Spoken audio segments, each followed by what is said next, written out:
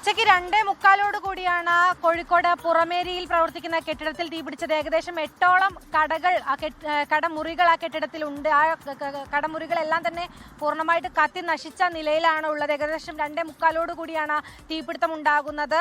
അതായത് പുറമേരി സർവീസ് സഹകരണ ബാങ്കിന് സമീപത്തെ യൂപ്പർ എന്ന കടയിലാണ് തീപിടിച്ചത്. ഇലക്ട്രിക് ലൈറ്റ് കടയാണ്. മാത്രവുമല്ല ഇവിടെ തന്നെ ഈ ഇലക്ട്രിക് സ്കൂട്ടറുകൾ വിൽക്കുന്ന ഒരു കട കൂടി തൊട്ടടുത്ത് പ്രവർത്തിക്കുന്നുണ്ട്. എല്ലാ കടയും കത്തി നശിച്ചിട്ടുണ്ട്. എല്ലായിടത്തേക്കും തീ വ്യാപകമായിട്ട് പടരുകയായിരുന്നു. ഈ ജീവനക്കാർ തന്നെയാണ് ഈ പുക വരുന്നത് കാണുന്നത്. ഉടനെ തന്നെ പുറത്തിറങ്ങുകയും ഫയർഫോഴ്സിനെ അറിയിക്കുകയുമായിരുന്നു. നാദാപുരത്ത് നിന്നും 2 യൂണിറ്റ് ഫയർഫോഴ്സ് ഇവിടെ എത്തിയിട്ടുണ്ട്. തീ അണയ്ക്കാനുള്ള പരിശ്രമം തുടരുകയാണ്. ഏകദേശം 8ഓളം കടകൾ പൂർണ്ണമായിട്ടും കത്തി നശിച്ച നിലയിൽ തന്നെയാണ്. ആളപായമൊന്നും റിപ്പോർട്ട് ചെയ്തിട്ടില്ല എന്നുള്ളതാണ് ആശ്വാസകരമായ ഒരു കാര്യം. എന്നാൽ പോലും ലക്ഷങ്ങളുടെ നാശനഷ്ടങ്ങൾ ഇതിനോടകം തന്നെ ഉണ്ടായിട്ടുണ്ട് എന്നാണ് അവിടുത്തെ ജീവനക്കാർ അറിയിക്കുന്ന വിവരം. എന്തായാലും ഫയർഫോഴ്സ് സംഘം സ്ഥലത്തുണ്ട്. തീ അണയ്ക്കാനുള്ള പരിശ്രമങ്ങൾ അവിടെ പുരോഗമിക്കുകയാണ്. 2:45 കൂടിയാണ് തീപിടുത്തം ഉണ്ടായിരിക്കുന്നത്. ഷോർട്ട് സർക്യൂട്ട് ആണ് എന്ന് തന്നെയാണ് പ്രാഥമിക നിഗമനം. അമൃത.